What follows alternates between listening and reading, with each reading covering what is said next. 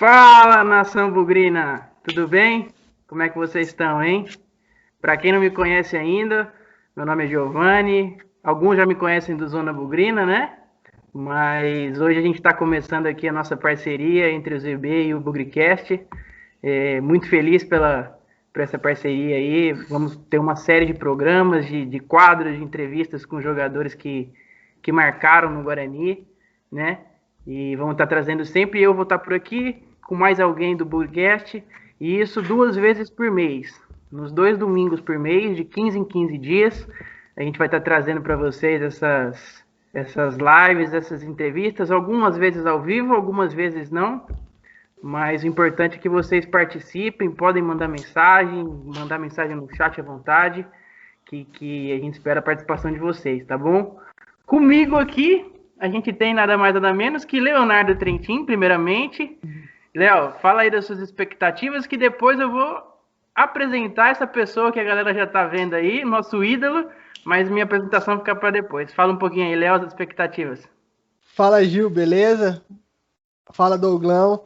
É muito bom estar aqui representando o Bugricast nessa entrevista, porque quando tem pessoas que a gente gosta, que foram nossos ídolos dentro de campo e a gente pode estar batendo um papo com essa pessoa, é sempre um momento especial, né? Verdade, vai ser muito legal. E agora, nada mais nada menos que vou apresentar ele, ídolo do Guarani, nosso paredão de 2009, de 2010, um cara que tem um carinho que já demonstrou várias vezes pelo Guarani. E seja muito bem-vindo, Douglas. Espero que seja um papo bem legal. E não precisa se apresentar para a galera, todo mundo te conhece, mas faça as honras. Seja bem-vindo, meu irmão. Ô, Giovanni, Léo, cara, é um prazer enorme estar falando com vocês e falando com toda a nação bugrina, né? Quero desejar primeiramente muito sucesso nessa parceria aí que vocês estão fazendo, que eu tenho certeza que vai ser um canal de comunicação excelente, né, para todo torcedor do Guarani, que é um torcedor que é muito atuante, que quer saber sempre, né, tudo que está acontecendo com a equipe.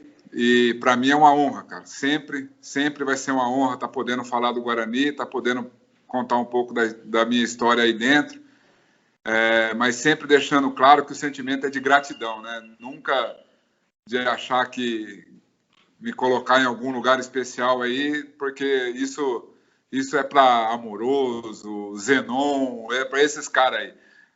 Eu sou muito grato ao Guarani e isso vem em primeiro lugar. Meu Douglas, a gente fica feliz demais com isso. Mas você é um ídolo, sim, por tudo que você passou no Guarani, pelos momentos difíceis que você enfrentou no Guarani. E eu acho que isso às vezes torna a pessoa até com um simbolismo maior. Porque jogar em época de grandes coisas, grandes jogadores, tudo muito fácil é tranquilo. Agora jogar no momento difícil, honrar essa camisa é para poucos. E você é um deles, saiba disso, meu irmão. Não, obrigado. Eu fico muito feliz mesmo de poder estar participando e estar junto aí com vocês, bugrinos. É uma alegria enorme. Douglão, para a gente começar, eu acho que antes da gente falar de Guarani, que é o que todo mundo está esperando a gente falar, eu queria falar um pouquinho de antes de Guarani. É uma pergunta que eu tenho para você, porque todo mundo fala de Douglas no Guarani, e a gente sabe que você jogou no Mirassol antes, né? Jogou no Avaí. Como é que foi essa sua carreira desde que você começou até o momento que você vai para o Guarani, que o Guarani te contacta? Como é que foi para você ir? Como é que você recebeu a notícia? Quem te contactou? Conta um pouco dessa história para a gente, por favor. Então, eu comecei aqui no interior de São Paulo, no São José, né, um clube que é a cidade que eu moro atualmente. Eu trabalho no Taubaté hoje, que é meia hora de São José dos Campos.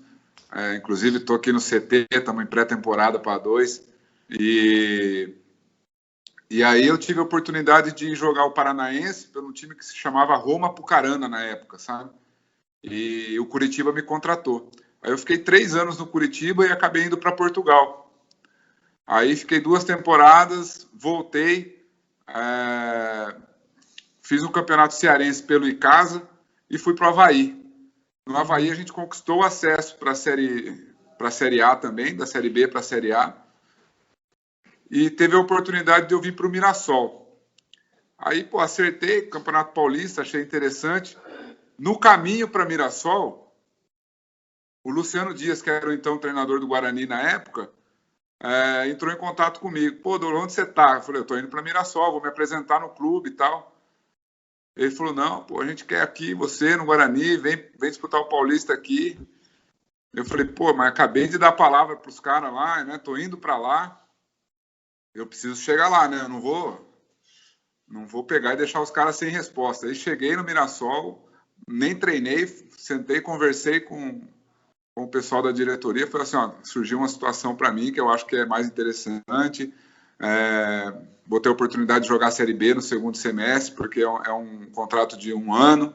Uhum. Então, aí eu cheguei no Mirassol e já dei ré no carro e fui para Campinas. Que legal. E eu fiquei sabendo que na sua passagem pelo Curitiba, você jogou com um cara que hoje é um nome muito importante no Guarani, que é o Alan Al. A gente jogou junto, dos 3 anos que eu fiquei lá, nós jogamos juntos 2 anos. É um grande amigo, o Alan. É um cara que eu torço muito, um treinador muito moderno, muito inteligente, né, com muito bons. Estou torcendo muito para que ele tenha muito sucesso aí no Guarani. Eu tenho certeza que o Guarani fez uma grande escolha. Pô, bom saber disso. Bom saber disso. Mas a gente ainda vai falar um pouco da sua carreira como técnico mais pra frente. Uma coisa que acho que todo mundo tá querendo saber. Quem sabe no futuro breve, Douglas no Guarani, né, Léo? Então. Eu só fiquei chateado com ele porque eu assisti aquele jogo contra o Taubaté que a gente foi eliminado. Eu falei, pô, logo o Douglas vai tirar a gente, um cara que é ídolo aqui.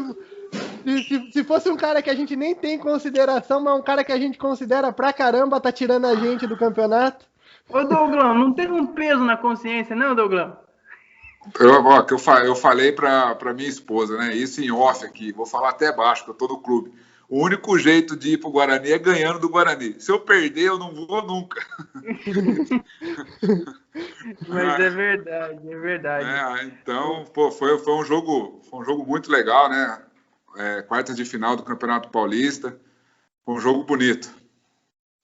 Foi bom mesmo. A gente acompanhou, eu e o Léo, a gente gosta da base, a gente assiste bastante. O Léo praticamente assistiu todo o Campeonato Paulista Sub-20, Copa Paulista, a gente gosta muito. E vocês foram eliminados pro Corinthians, né, Dougão?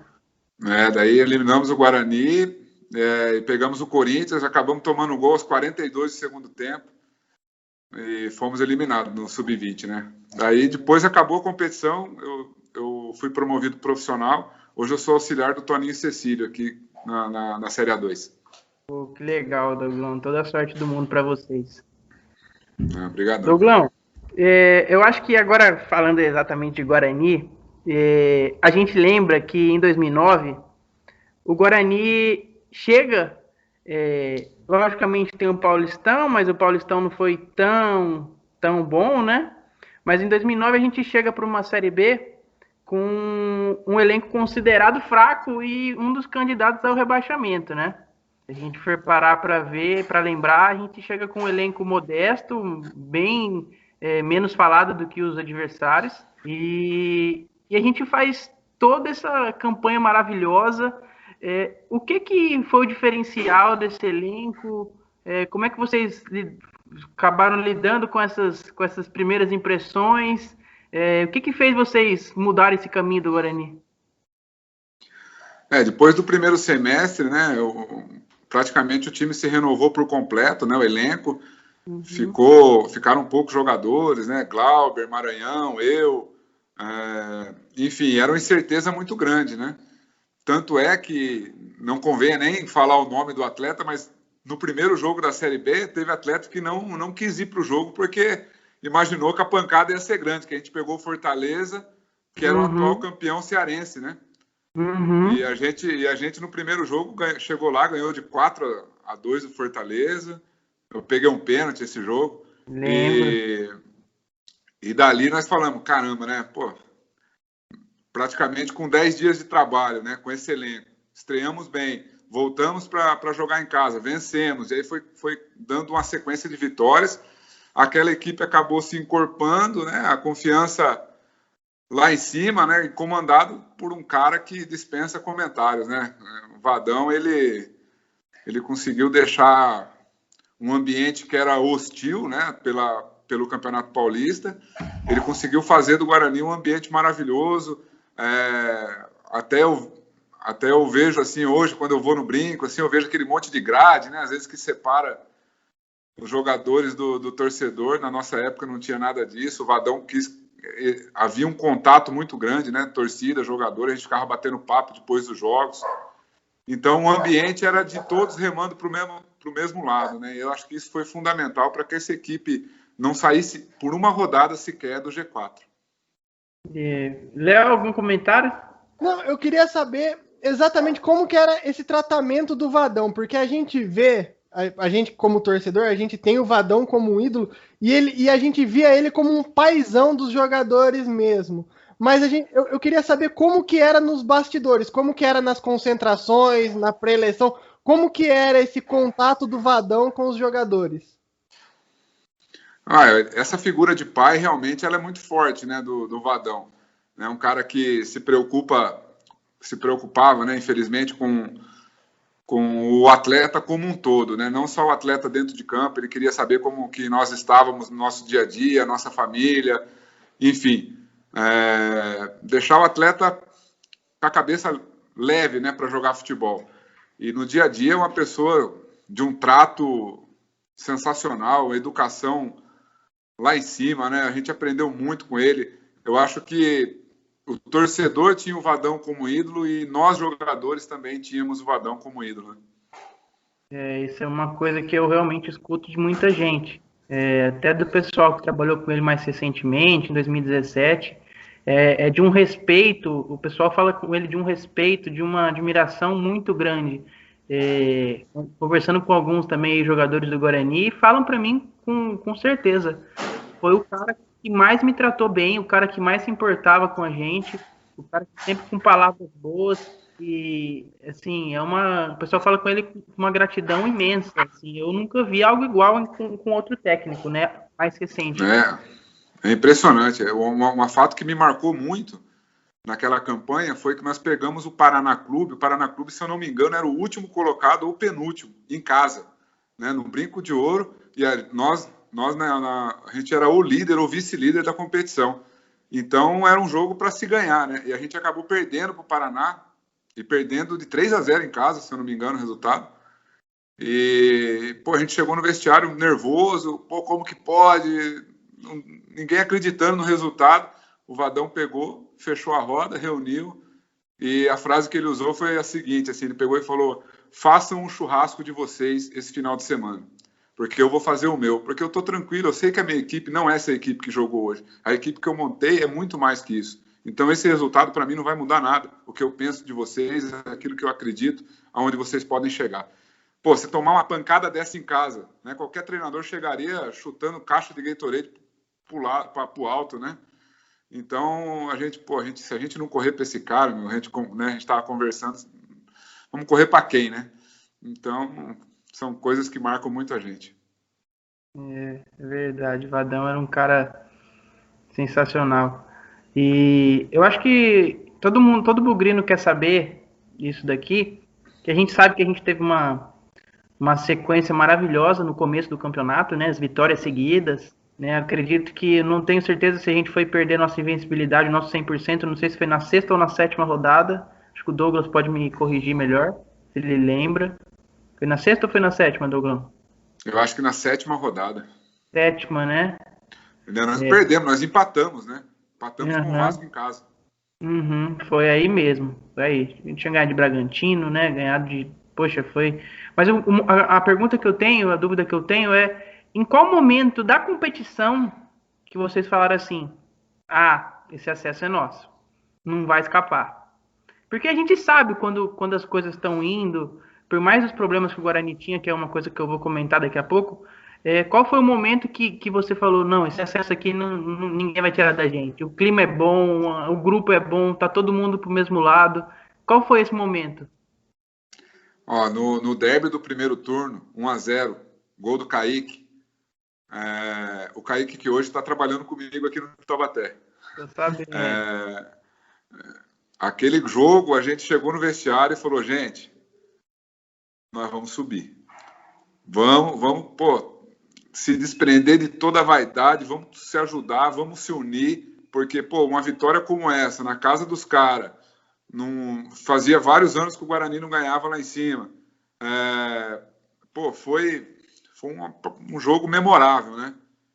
E no segundo derby, no Brinco de Ouro, gol do Bruno Aguiar, gol do Xavier, ali a gente tinha certeza que o acesso não escapava mais, né? Tanto é que acabou o jogo e era, se eu não me engano, nem metade do segundo turno eu já respondi perguntas se o acesso estava garantido. Tamanho foi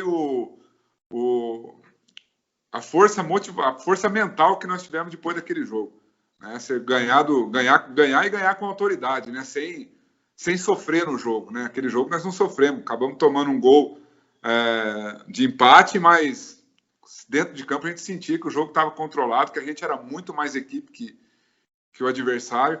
Então os 2 derbys foram fatores determinantes. Pô, entendi. Douglas, falando de Kaique, você já trocou uma resenha com ele aí, quando ele chegou de Guarani? Já falaram alguma coisa? Pô, o Giovanni Felipe, ontem, nós sentamos no campo depois do treino. Léo. Desculpa. Nós sentamos no campo depois do treino, Kaique, Ferreira, zagueiro, e eu. Qual foi o assunto? Foi 40 minutos falando de Guarani. Então, pô, não tem como. A gente comentou ontem que quem passa pelo Guarani tem um carinho muito grande pelo clube, porque a gente vive intensamente aí, cara. Não tem como você trabalhar no Guarani. Quer dizer, eu penso assim, né, cara? Não tem como você trabalhar no Guarani e estar a par do que vive o clube, a par do que vive a instituição. Não, a gente vive intensamente, fase boa e fase ruim. Fase ruim, nem de casa a gente sai. Quando a fase está boa também, você não paga nem restaurante. Falando em fase boa, eu lembro de 2 jogos que para mim foram muito importantes na Série B de 2009, que foi o jogo contra o Ceará, que poderia trazer o acesso, e depois, se eu não me engano, o jogo seguinte já foi contra o Bahia, que foi o que trouxe o acesso, que garantiu o acesso. Eu queria saber como que foi a volta da Bahia para cá, a recepção da torcida, como que vocês se sentiram depois, na hora que vocês chegaram em Viracopos? Então, sinceramente, né, a gente estava muito feliz, né, com o acesso. O voo foi uma festa danada. Lá no hotel foi muita festa também na Bahia. Mas, sinceramente, a ficha não tinha caído ainda, né, do feito que era, né, colocar o Guarani novamente na Série A. Aí, quando chegou no aeroporto, aí a ficha caiu. Aí a gente se olhava e falava assim, meu Deus, cara, o que é isso, cara? A gente chorando, o cara abraçando, eu mesmo tinha um corredor de isolamento, eu não aguentei, né, cara? Eu queria pular o corredor, porque aquilo para mim foi o momento, eu falo com todas as letras, aquilo foi o momento mais emocionante da minha carreira, cara. Aquela chegada no aeroporto é uma coisa para se nunca esquecer. Era muita gente, né, Douglão? Muita gente no aeroporto. Muita gente. Tomado de verde, até o ônibus, seguindo o ônibus. Nossa, tem um vídeo no YouTube do pessoal do Planeta Guarani, do Ortiz, conhece bem. Ortiz, amigão. Assim, toda vez que eu assisto aquele vídeo, me dá uma saudade, me dá vontade de voltar para aquele ano. Foi uma coisa tão mágica. E foi o ano que eu consegui, pelas minhas mudanças pelo país, que eu estava morando em São Paulo, então eu consegui acompanhar aquele ano mais de perto. Nossa, foi sensacional. Foi o ano mais especial para você, Léo? Para mim, eu acho que eu coloco 2009 junto com 2012. Foram os 2 anos assim que são marcantes para mim. Agora, 2009, acho que foi um dos anos que eu mais fui no Brinco, porque eu nunca fui muito de frequentar, porque meu pai não era muito, e nessa época eu era bem moleque. Mas aí eu comecei com meu tio bastante nos jogos de 2009. Então, o jogo do Bragantino é inesquecível. Nossa, tem vários que O jogo contra o Juventude, então, nem se fala. Vou aproveitar esse jogo contra o Juventude e perguntar também. Como que é entrar no gramado do Brinco de Ouro e ver o estádio lotado, aquele bandeirão no tobogã, a torcida em festa? Qual que é a sensação? Então, aquele jogo, cara, a gente já tinha subido, já tinha conquistado o acesso, né? E então, né, é natural que você entre um pouco mais relaxado no campo, né? Você, já conseguiu a tua missão, né? Uhum. E aí, a gente, durante toda a semana, a gente ficou ouvindo falar, né? Ó, a torcida tem feito um bandeirão, eles querem estrear esse bandeirão no jogo contra o Juventude e tal. A gente já tinha ouvido falar sobre isso. Mas quando a gente entrou e aquela bandeira desceu, a gente não tinha noção do tamanho que era aquilo. Então, eu lembro que eu estava junto com o Glauber alongando, daqui a pouco eu olhei para ele, o olho dele cheio de lágrimas, o meu também, a gente chorou dentro de campo, porque foi uma cena maravilhosa, né? Aquela bandeira, a gente não tinha noção do tamanho que era aquilo. Então, eu tenho esse vídeo gravado, sabe? Guardado, esse vídeo do bandeirão descendo.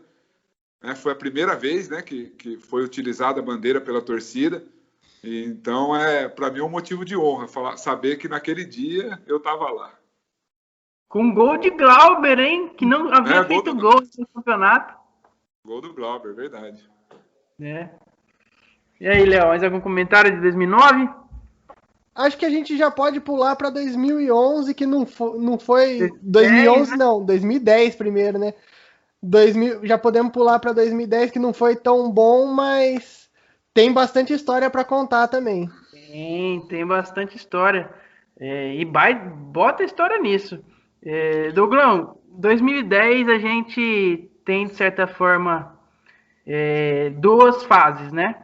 A gente tem a primeira no Campeonato Paulista, que o time não muda tanto. Algumas peças ou outras vão embora, obviamente, mas o time mantém uma certa base, o mesmo esqueleto, né? E eu queria saber de você o que fez com que o time que foi tão bem, que destruiu na Série B de 2009, no Paulistão de 2010 não tivesse o desempenho igual. Então, quando toca nisso aí, eu sempre falo que até hoje eu não consigo entender, não tem uma explicação assim plausível sobre o que foi aquela Série A2, né? Porque, como você falou, o esqueleto foi mantido, não tivemos problemas de salário, não tivemos problemas extracampo, não tivemos problema de nada. O problema foi que dentro de campo nós não conseguimos mesmo desenvolver aquilo que a gente conseguiu desenvolver na Série B. E aí começa a bater, uma pressão muito grande, porque era candidatíssimo ao acesso, as coisas não acontecendo. Então, sinceramente, foi um campeonato inexplicável. A gente não conseguiu, com um time muito forte, com um time ambientado ao clube, né, a tradição, sabendo de tudo que envolve o Guarani, a gente não conseguiu desenvolver naquela A2. Entendi. Douglão, eu vou só agora, acabei de me lembrar aqui, vou dar uma voltadinha para 2009, uma pergunta que eu acabei esquecendo de fazer. E essa pergunta vem até do meu pai, do Carlos, que está assistindo a gente. E é uma pergunta que ele fez para você. Ele queria saber, em 2009, alguns sabem, alguns não, mas em 2009 a gente teve sim problemas financeiros de atraso de salário, né? Você pode confirmar. Muitas pessoas falam que o time subiu sim com alguns meses de atraso de salário. E ele queria saber se você hoje, como jogador, ex-jogador e vendo o futebol de hoje, você acha que essa situação do Guarani subir com salários atrasados, mas prezando pelo grupo, prezando por aquele ambiente legal que estava, hoje em dia, nesses dias de hoje, é possível isso acontecer com algum clube do Brasil, algum clube que estiver devendo salário e subir porque coloca o grupo em primeiro lugar? Eu acho muito difícil acontecer isso. Isso não pode se tornar uma regra, né? Às vezes a gente escuta até diretores falando, mas aquele ano não tinha nada e subiu. Isso é exceção, isso acontece a cada de 100 acontece uma vez. A regra é você, né, honrar os seus compromissos, pagar o salário de todos os funcionários, né, desde o cara que corta a grama até o diretor que é remunerado, para que as coisas andem de uma maneira natural, né, uma engrenagem. Então, eu vejo esses fatos, né, que não é só o Guarani que aconteceu isso, não foi só em 2009, não foi... A gente pode olhar a Série A2 do ano passado, São Caetano subiu para a Série A1 agora, também com salários atrasados. E acho que é muito perfil de atleta, né? Você ter aqueles caras que agregam, falam assim, pô, vamos fechar, vamos colher lá na frente, né? O atleta tem muito essa expectativa, né? Para que não aconteça nunca, né? Como aconteceu como o Figueirense, por exemplo, né? De dar um WO, né, cara? Eu acho que isso aí para o atleta é vexatório, né, cara? Eu acho que por pior que esteja a situação, você não entrar em campo é uma decisão, sempre vai ser a pior decisão, né? Porque é a tua carreira que está em jogo, você sabe que uma hora ou outra você acaba recebendo, né? Seja no próprio clube ou seja por outros meios. Então, eu acho muito difícil acontecer isso, mas, né, tem histórias que acontecem. E para você, Léo, isso pode acontecer? Algum time conseguiu algum feito grande com salário atrasado, com problema financeiro? Acho difícil, assim, mas também vai muito da característica dos atletas, porque tem muito atleta que pensa também na carreira a médio e longo prazo, que às vezes ele não tá recebendo aqui, mas se ele faz uma boa campanha, ele pode ir para um time bem melhor, com um salário melhor também, e às vezes isso acaba pesando também no desempenho. Mas é uma situação complicada, é um assunto que não deveria nem ser comentado porque não deveria existir esse assunto, não deveria existir salário atrasado, essas coisas, porque querendo ou não, o atleta é um profissional, ele tá representando o clube lá, mas ele é um profissional, tem família, tem todas as coisas, e ele precisa alimentar a família dele, ele precisa viver como uma pessoa normal, porque ele tá representando um clube que ele se torna uma pessoa diferente. Perfeito. Tá certo. Mais uma pergunta pra gente acabar 2009, que eu tinha acabado esquecendo. A galera pergunta para você como é que era o elenco de 2009 em relação às figuras que esse elenco tinha. Ney Paraíba, Walter Minhoca, Adriano Gabiru. Como é que era era um elenco sério ou era um elenco da brincadeira mesmo? A gente vê vídeos no ônibus, Ney Paraíba no cavaquinho, cantando, tocando música. Esses vídeos marcantes. Como é que era esse grupo? Aonde tem Ney Paraíba, aonde tem Gabiru, né? Não tem como ser um elenco sério, né? Esses caras faziam qualquer motivo de risada, qualquer dia ficar feliz, né? Ney Paraíba principalmente, né, cara? É um cara que eu concentrava com o Ney Paraíba, né? Nós éramos companheiros de quarto, mas chegou um momento que eu pedi para trocar. Falei, né? Cheguei e falei, pessoal, não dá, né? Madrugada ele tá tocando cavaquinho, fazendo música do Guarani, eu preciso dormir, entendeu? Eu preciso dormir, que eu preciso jogar, né? Falei, Ney, pô, você vai entrar 15 minutos, né? Eu vou, e aí? Vai parar com esse cavaquinho? Ele fazendo, ele teve uma música que estourou, né? Que ele fez do Guarani com a escalação toda do clube. Mas ele fez umas 10 músicas. E eu tava nessa composição, né? Vendo ele compor, né? Daí eu não aguentei. Nossa, Então uma figura. Então, pô, era um ambiente maravilhoso. Pessoas muito boas, né? Pessoas de caráter, pessoas que na hora de brincar, brincavam, na hora de ser sério, também eram muito sérios. Então, era um ambiente maravilhoso. Mesmo o Ney sendo teoricamente reserva naquele time, ele é muito fundamental na nossa campanha de 2009. Porque eu acho que esse clima legal, a torcida do Guarani acabou ficando uma coisa gostosa, era todo mundo de peruca, era matéria no Globo Esporte, né? Eu acho que dessas pessoas no time, acaba que até chama mais gente para assistir os jogos, então eu acho que tem isso, não tem? Exatamente. E o Ney, ele sabia muito usar esse marketing, né, que foi criado em cima dele. Né? O Ney, ele estava sempre dando entrevista, ele tinha um canal aberto, né, que na época era o Thiago Life, o apresentador do Globo Esporte, ele tinha canal aberto com o cara, então Ele soube usar muito isso. E isso realmente cria um ambiente legal, né? Pô, às vezes a gente olhava assim as criancinhas de peruca, né? Eu brinco com o Xavier, né, cara? Eu falei, Xavier, você fez um monte de gol. O Ney Paraíba acho que fez 2 gols ó, eu lembro mais do Ney do que de você. Ele fica louco, né, cara? Não, o Xavier é um cara assim fora de série. Não, O Xavier é um cara que vai estar aqui com a gente, acredito que no final do mês, né? Nota 1000. Nota 1000, um cara, pô, 10 demais, excelente, educado, super atencioso. Fica aqui meu abraço para ele, deve estar assistindo também, a gente está em contato sempre. E eu acho que 2009 acabou, senão se a gente vai ficar aqui falando, a gente vai até amanhã, né? É isso aí. Pelo amor de Deus. E, Glão, voltando para aquele assunto que a gente estava. Então a gente tem 2010, né, que é primeiro semestre, que é um semestre complicado, o time não acaba não rendendo. E aí o time sim o time é reformulado, chega Wagner Mancini, né, para a Série A. E contratações, várias poucos ficam. E o Guarani começa muito bem, né?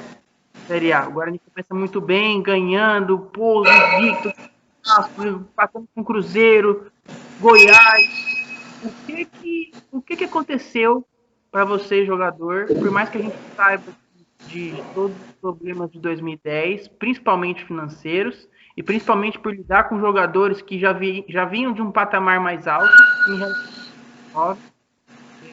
O que aconteceu ali, escutando torcedores jogadores? Até a parada da Copa a gente estava muito bem, né? A equipe assimilou aquilo com o Mancini, que teve pouco tempo, né, para trabalhar, mas assimilou muito bem. O time estava encaixado, né, com o Roger na frente, numa fase muito boa, fazendo gols, Mazola. E na parada da Copa, né, teve a saída do Roger. Muitas equipes se reforçaram, né? E eu acho que aí foi um dos grandes erros da gente naquele ano, foi achar que estava bom, né? A gente vai dar conta com esse elenco. Então no final faltaram peças, né? Porque vem contusões, né? Vem suspensões e a gente tinha um elenco reduzido. Então acredito que isso fez uma diferença enorme para um campeonato longo, né? De 38 rodadas, de uma exigência enorme, né, que é a Série A. Eu acredito que na parada da Copa a gente tinha que ter se reforçado mais, né? A diretoria tinha que ter contratado aí umas 3 a 4 peças, seguindo o protocolo que os outros clubes seguiram também, né? Esperaram a Copa para contratar, e a gente acabou não contratando. É verdade. Léo, comentário 2010?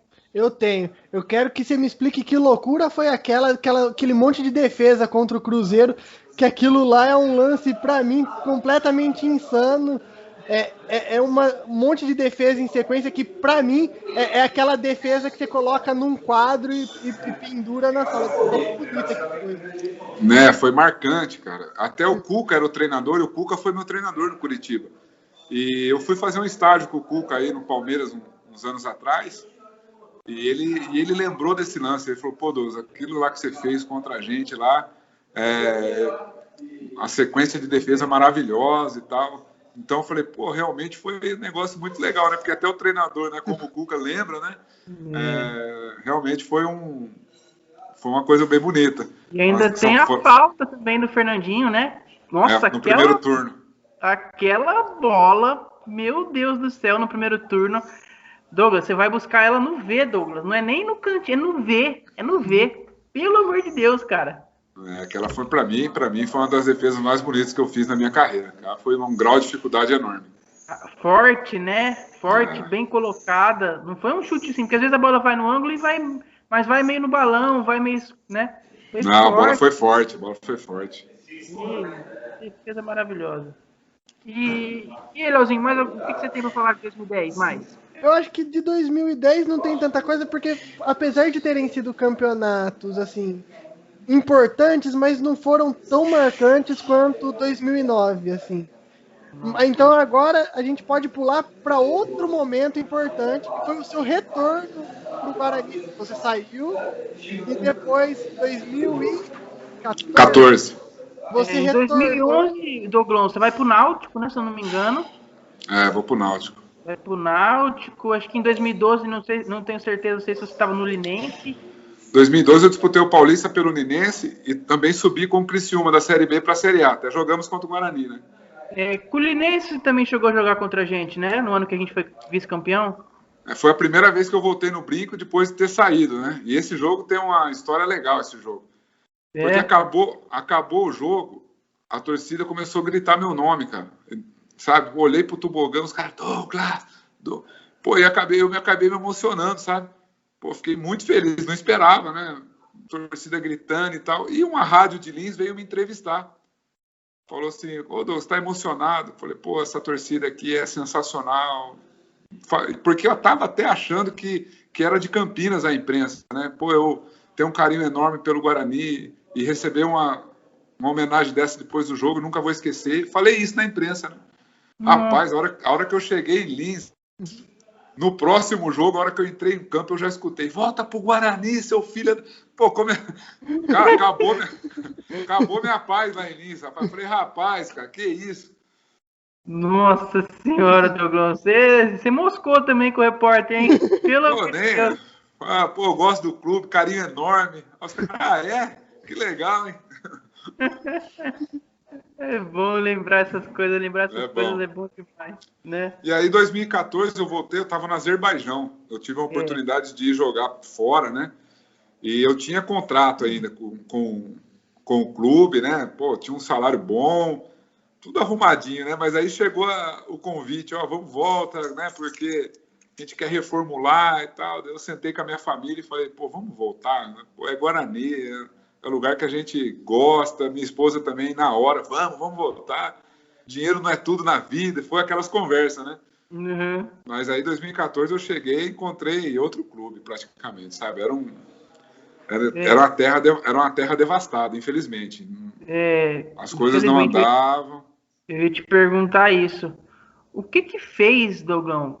Porque eu lembro de uma matéria do Globo Esporte que fala que todo mundo falava, vocês são loucos de voltar pro Guarani, você e o Fabinho, né? Nós dois. Vocês voltam meio que juntos. E o Fabinho como até presente de Natal, se eu não me engano, nesse ano. Isso. Né? Eu acho que tem uma história assim. E o que fez você vir jogar uma Série A2 e uma Série C do Campeonato Brasileiro? Mais de todo o carinho que você tinha, você tinha alguma esperança de que o Guarani ainda era o mesmo na Série A2, na Série C? Não, a gente já sabia que as coisas não estavam boas, né? Né? A gente tem amigos, né? A gente conhece todo mundo desse meio, né? Mas aí, né, pô, você gosta do lugar, você sabe que você vai chegar, vai ser bem recebido, vem um monte de lembranças boas na cabeça, né? Pô, vamos acreditar no projeto, né? Vamos.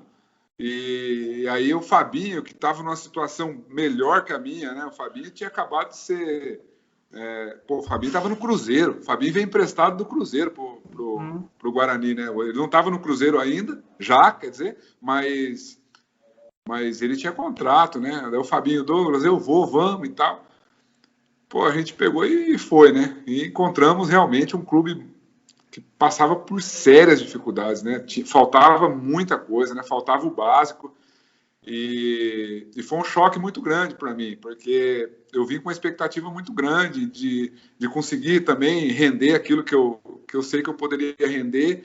E aí, começando também as minhas contusões, eu comecei a ter dificuldade para jogar. Também não consegui render, né? Além do clube. Você teve uma fratura no dedo? Foi no ano retrasado. Eu fiz a cirurgia e aí eu tive um problema de quadril sério, né, que fez eu parar de jogar. Aí em 2014, dentro do campo, eu resolvi parar de jogar. No jogo contra a Catanduvense lá, era uma bola que, se o meu quadril tivesse novo, eu tinha certeza que eu teria defendido. E na hora que eu fui sair do gol, eu escutei 2 estralos, né? Estralou assim, eu falei, esse aqui é meu último jogo, que eu não aguento mais.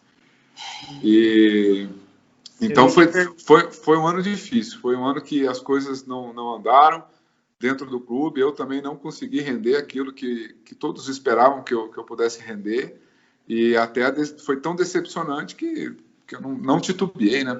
Parei de jogar futebol. Eu ia te perguntar isso. Leozinho, tem algum comentário aí antes de você perguntar? Não, eu queria mudar um pouco o assunto de temporadas em si, mas eu queria saber, goleiro é uma posição que a gente chama de ingrata, né? Que qualquer coisa a culpa é do goleiro, a torcida pega no pé. Já você tem um carinho muito grande da torcida do Guarani. Então, assim, é uma posição que é difícil ter ídolos, ter jogadores assim que a torcida gosta, que... Cara, como que é isso? Porque, assim, o Guarani tem, há muitos anos, teve problemas com diversos goleiros que passavam, que não agradam a torcida, e sempre que vão citar nomes, os 5 melhores goleiros do Guarani, os 10 melhores goleiros da história, citam o seu nome é sempre lembrado. Como que é isso? Cara, é uma honra, né? Às vezes, agora teve uma enquete, né, que a Globo Esporte fez no site do time da década, né? E me escolheram como goleiro. Então, são coisas que eu fico feliz demais, né? Eu mostro para os meus filhos, né? Olha aqui, filha, olha aqui, filho, olha o que o papai fez, né? Eu acho que isso não tem dinheiro no mundo que pague. Então, e a torcida, eu acredito muito que a torcida ela se identifica com o atleta, independente da posição, muito pela postura também do atleta. Eu acredito que o atleta tem que desenvolver dentro de campo, isso é o principal, mas a postura no dia a dia, né, as entrevistas, como ele trata as pessoas, eu acho que isso aí vai criando a identificação que agrada o torcedor, porque o torcedor ele tem que se sentir representado. O torcedor ele fica puto da vida quando ele olha para o campo e não se sente representado. Então, quando isso acontece, independente da função, da posição, se cria um elo de carinho, de respeito, que acaba se perdurando aí por muito tempo. Verdade, você tem um carinho, eu acho que se eu não disser 100%, é 99% de todos os bugrinos que eu conheço. De verdade. Assim, fora do comum. Ô, Douglão, ainda eu queria só falar um pouco daquele jogo contra o Catanduvense que você estava falando. Você foi um sentimento um pouco de frustração terminar a carreira desse jeito, por mais que seja no Guarani, um clube que talvez você seja mais identificado, acredito que seja mais identificado, foi um pouco de frustração você terminar daquilo, porque eu lembro que naquele jogo do Catanduvense a torcida cobrou, a torcida pegou no pé depois daquelas 2 falhas, mas sem saber tudo que tinha por trás, né? A lesão, a dificuldade. E eu lembro que você acaba saindo chorando do campo, é uma cena forte, marcante para mim. Acabou sendo talvez uma das maiores decepções da sua carreira? Com certeza. Foi frustrante, me impactou muito. Tanto é que o clube... Mas diante de tudo esse cenário, eu não coloco a culpa em ninguém, sabe? Tudo que passava no clube, porque eu teria a opção também de falar assim, não estou 100%, eu preciso tratar, eu preciso me recuperar. E eu quis jogar, né? Eu falei, não, tá bom, vamos, que eu preciso estar junto, eu quero ajudar. Então, na ânsia, né, de querer ser importante, de querer fazer as coisas acontecerem dentro do campeonato, eu acabei prejudicando não só a mim, mas também a equipe, né? Então, eu acabo não terceirizando a culpa, né? Mas foi impactante, tanto é que o clube passou 10 dias, né? Me convidou para ser o treinador de goleiro, eu assumi como treinador de goleiro, mas, com a cabeça a 1000 por hora, né? Um sentimento de frustração enorme. Ali eu tive que ter um apoio muito grande, principalmente da minha família, porque senão o cara entra em depressão, o cara fica mal mesmo, entendeu? Então foi um momento muito difícil, mas que eu acho que eu tomei a decisão certa, entreguei o cargo depois como treinador de goleiro, peguei e falei, não tenho cabeça para continuar, traga um outro profissional. E aí pude relaxar, pôr pôr a cabeça em ordem, começar a estudar, né, para se tornar treinador, e aí seguir minha vida. Porque eu acredito que não era a sua aposentadoria, você passou alguma vez na cabeça aposentar naquele ano, ou não era algo que você tinha em mente? Ou tinha? Quando eu tive essa contusão em 2010, na Série A, até o Emerson pegou uma sequência de jogos que eu fiquei fora, lembra? A fisioterapia ela já me adiantou. Ela falou: você tem um problema no quadril. Esse quadril, esse problema é parecido com o do Gustavo Kirten, o tenista, né? E você vê que ele não estendeu muito a carreira. Então você vai ter que tratar, você vai ter que se cuidar muito, porque não é um negócio simples, né? Então eu sabia que eu não ia ter uma carreira longa, ou 41, 42, mas nunca imaginei parar com 34, né? Que foi em 2014. É um baque grande, né, Léo? É complicado. Fim de carreira normalmente é o momento de mais peso para a carreira do atleta que a gente vê. Principalmente quando é por conta de lesão. Assim, deve ser um momento muito difícil realmente. É verdade. É. E assim, é difícil um ídolo, de certa forma, sair dessa forma. Você sentiu em algum momento se sentiu desprestigiado com a torcida do Guarani? Porque foi um momento difícil de cobrança, mas ou você sabia que você saindo naquele momento do cargo de preparador de goleiro, voltando, a torcida ia se acalmar e tudo ia voltar ao normal, o seu nome ia ser bem falado de novo? Foi isso que você pensou na hora que você quis sair do cargo de preparador? Não, eu acredito que quando se joga, por exemplo, num time que tem uma torcida atuante, que tem uma torcida que cobra, se você não render, você vai ser cobrado. Não tem para onde correr. Agora vai começar uma nova competição aí para o Guarani. Os jogadores que estão chegando, os jogadores que já estão aí, a nova comissão técnica, ela sabe que a cobrança vai existir, como em qualquer clube grande, né? Então, às vezes o jogador procura qualquer profissional de futebol, ele procura muitas coisas assim extra campo para explicar: eu não fui bem por causa disso, isso aconteceu por causa daquilo. E às vezes esquece de assumir algumas responsabilidades, né? Eu falo muito para meus atletas isso. A responsabilidade principal ela é nossa. Se a gente se cuidar, se a gente estiver bem, se a gente conseguir desenvolver dentro de campo, o extracampo começa a remar para o mesmo lado, porque o que comanda é o campo, né? Então, a cobrança lá em 2014 ela existiu, fui xingado, mas isso é tudo natural, né? De um torcedor que quer o melhor para o clube. O torcedor, ele acima de qualquer coisa está o clube, está o Guarani, né? Então a cobrança é mais que natural. Entendi. Douglas, ainda nesse ano, uma pergunta até que me fizeram, como é que foi a sua relação? Acho que talvez o único momento que você teve essa proximidade com uma peça muito importante na história do Guarani, que é o Fumagalli, né? Você estava no grupo com ele, no seu retorno. Como é que era ele, que assim como você é um ídolo do Guarani, são 8 anos jogando pelo clube, ininterruptos, e como é que era a sua relação com ele? Como é que você enxergava ele para o Guarani? E até quando você saiu, tudo que ele fez, porque é um cara que vai estar aqui com a gente também, a gente já deixa... O Fumagalli depois dessa geração, né? Zenon, Amoroso, Luizão, para mim ele é o principal ídolo do clube, junto com o Fabinho, né?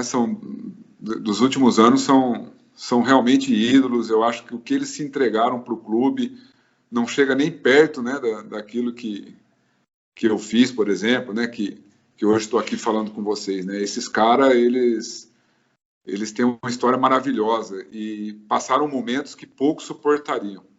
Isso eu posso falar de carteirinha, né? Fumagalli, em momento algum, eu vi o Fumagalli chegar no Brinco de Ouro, cabisbaixo, achando que não dá mais. Um cara extremamente positivo, capitão na concepção da palavra. Então, um cara que eu tenho uma admiração enorme, falo com ele até hoje, a gente conversa bastante. sinceramente, uma das figuras mais profissionais que eu trabalhei, né? E junto com o Fabinho, né? O que o Fabinho passou em 2011, né? Se o Fabinho, é que o Fabinho nunca vai falar, entendeu? Mas o que ele fez em 2011 no Guarani, sinceramente, eu nunca vi nenhum profissional fazer. O Fabinho levou membro da comissão técnica para morar na casa dele, porque não tinha dinheiro para ficar na casa. Então. Vai ficar bravo comigo, mas eu vou falar. Tive uma oportunidade de fazer uma live com ele no Zona Bugrina ainda. Ele me contou tudo isso, me contou que pagava as coisas para os funcionários que estavam em situação deplorável. Fabinho praticamente comandou aquele time de 2011, né, que não tinha comando. Então, Fumagalli e Fabinho, para mim, são exemplos de bugrinos. Eles são exemplos mesmo. Douglas, eu tenho aqui uma pergunta do André para você. O André é grande amigo nosso, um abraço para ele. Ele pergunta, você como um cara que gosta do Guarani, um cara que acompanha o Guarani, a gente já até conversou no WhatsApp, que você acompanha, assiste algumas coisas, né? Já sabia da apresentação do Alan.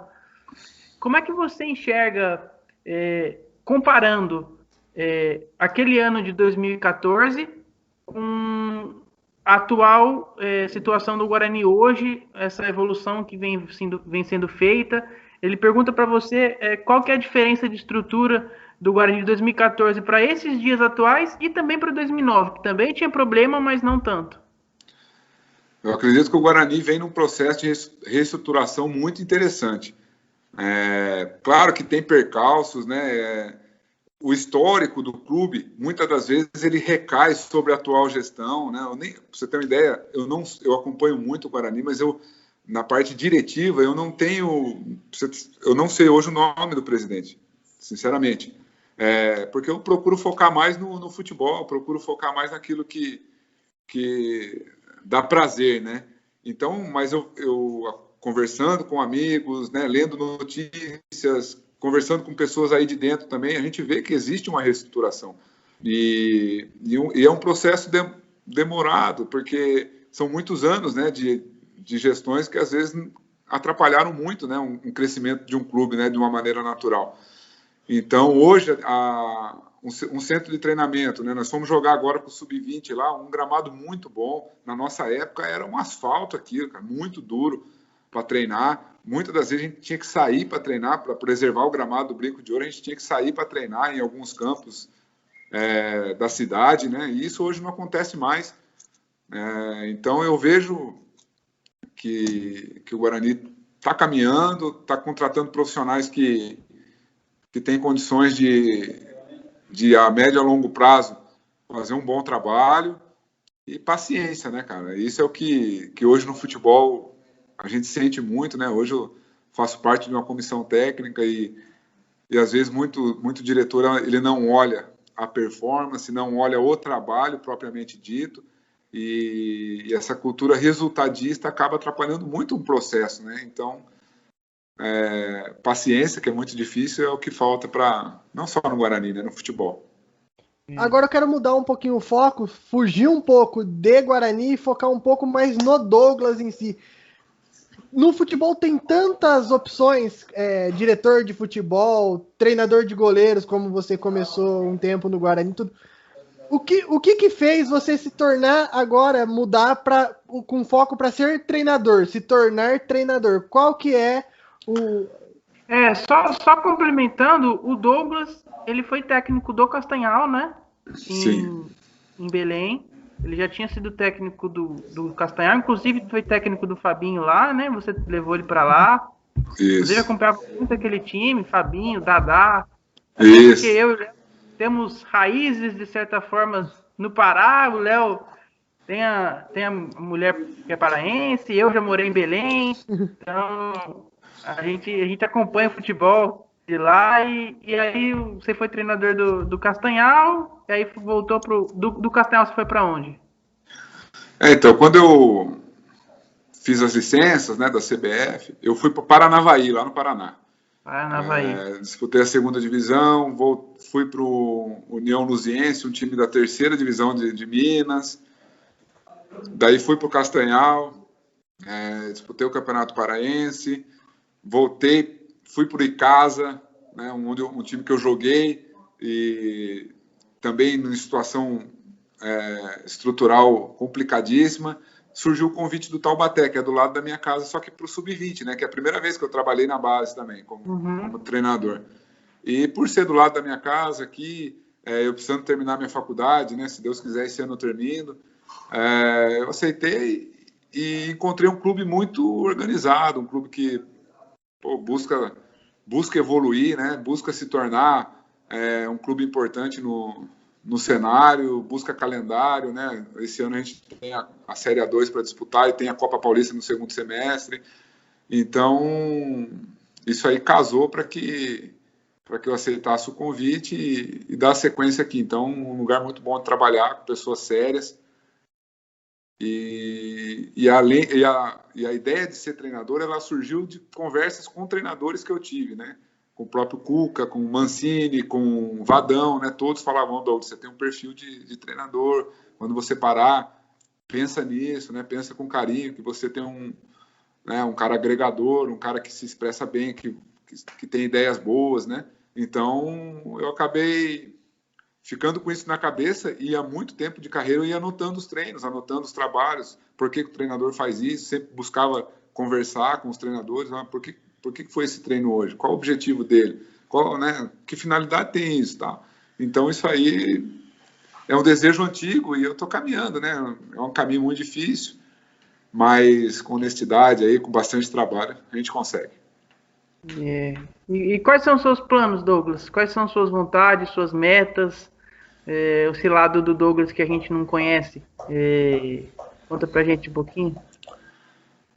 Olha, cada vez mais buscar conhecimento, né? Hoje o futebol ele é uma ciência muito estudada, né, cara? Então, a cada dia você encontra novas formas de jogar, você encontra novas formas de se defender, de atacar, de superar determinadas situações dentro do campo. Então, é uma constante evolução. E eu procuro a cada dia estar me modernizando, estar bem atento, né, às tendências, ao que os treinadores aí de maior nome estão fazendo, estudar aquilo que eles estão fazendo, por que estão fazendo, e entregar conteúdo para os atletas, né? O atleta hoje, ele não... Acho que não só o atleta, né? A geração hoje é uma geração que ela precisa ser convencida, né, daquilo que se tem que fazer. Né? Antigamente você falava, vai lá e faz isso. A gente ia e fazia. Hoje não. Hoje é uma geração que ela indaga, né? Ela quer saber o porquê. Né? Pô, isso realmente é bom para mim? E isso que me deixa feliz, porque os trabalhos que eu tenho feito... o retorno desses atletas tem sido muito bom, né? A gente gosta muito do estilo, do modelo, né? A filosofia de trabalho. E agora eu estou tendo a oportunidade de trabalhar com o Toninho Cecílio aqui, que é o treinador do Taubaté, né? Para esse Campeonato Paulista, que também tem sido um aprendizado enorme. Um cara que vivenciou milhões de situações, né? Dentro da carreira de treinador, ele já foi dirigente, então tem sido um aprendizado muito grande e eu procuro sugar o máximo que eu puder para trilhando aos poucos aí a minha caminhada. Poxa, mais algum comentário, Léo? Não, eu queria só agradecer a participação do Douglas, falar que eu tô aqui na torcida por você, que você é um cara assim que dentro do Guarani é um dos que eu mais acompanhei, que assim era um dos meus goleiros favoritos Então, eu gostaria de te desejar sorte e espero que, além de uma carreira de sucesso, um dia você volte para cá e traga mais alegrias pra gente, porque um cara do bem, um cara super legal e que é identificado com a gente, seria um prazer ter você aqui de volta. Pô, Léo, obrigado, cara. Eu fico feliz demais, cara. Vocês não sabem o quanto é bom falar com vocês, porque falando com vocês... a conversa ela vai se estender para toda a torcida, né, cara? Então isso é gratificante demais e pode ter certeza que a hora que vocês chamarem, pode até ser de madrugada, a gente vai atender com muita alegria. Douglão, eu agora em meu nome, em nome da torcida também, queria te agradecer muito pela sua atenção, pela sua educação, a forma que você sempre fala comigo, com todo mundo. Acho que isso, a pessoa Douglas que você também tem um peso muito grande, não só o jogador, o goleiro Douglas. Então, assim, eu queria muito te agradecer por você topar, estar conversando com a gente, por você sempre me responder, por você estar sempre aberto a tudo, e por tudo que você representou para o Guarani, você falado por todo mundo, você bem lembrado por todo mundo com saudades, e torcida já alvoroçada já com a sua participação, já mandando mensagem para mim. Então fica o meu agradecimento de coração. Espero, como o Léo falou, que você retorne ao Guarani em breve, se Deus quiser, como técnico, para a gente reescrever mais uma parte dessa nossa história junto, né? E deixo agora o espaço para você mandar uma mensagem para o torcedor também, que gosta de você, que te acompanha. E é isso, obrigado, viu? Obrigado vocês, cara. De novo, né? Repetindo, só agradecer, o prazer é enorme. E eu vou voltar, eu tenho certeza disso. Nem que for na arquibancada, mas que eu volto, eu volto. Não tem, isso eu não tenho dúvida, né? É um lugar que eu gosto muito, tem um carinho enorme. E deixar uma mensagem aí de muita força para o torcedor, de saber que ele não está sozinho, né, cara? Tenho certeza que dentro de campo vai ter atletas ali que vão correr por eles, vai ter uma comissão que vai pensar exclusivamente no clube, e eu vou estar torcendo muito daqui, sempre acompanhando, vibrando a cada vitória. Show de bola. Valeu. Muito obrigado, Douglão.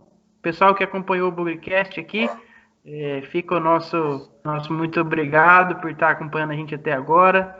Fiquem atentos, a gente vai estar perguntando para vocês sobre novos participantes, novos ex-atletas aqui para estar conversando com a gente, mais recentes, mais antigos.